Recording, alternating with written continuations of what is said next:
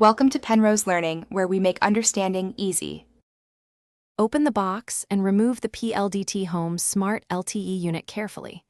Insert an active PLDT Smart LTE SIM into the SIM tray correctly. Plug the supplied power adapter into a grounded outlet and switch on the router.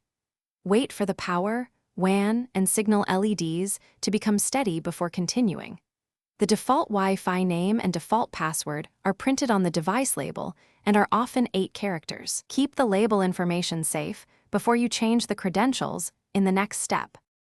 Connect a laptop or phone to the default SSID and open a browser.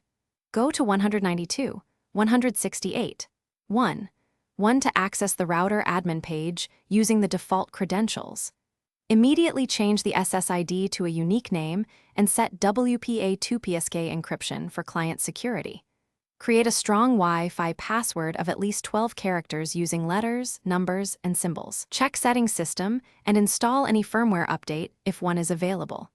Save changes and reboot the router to apply all new settings securely. Position the router centrally in your home for best LTE reception and coverage. Keep the unit about 5 inches away from walls, metal objects, and large appliances to reduce interference. Use the My PLDT app or the admin dashboard to monitor data usage and review active clients in real time.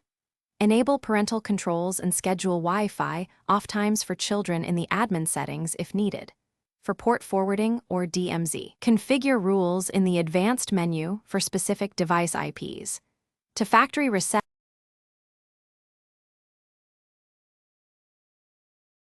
Thanks for watching. If this was helpful, leave a like and consider subscribing. See you next time.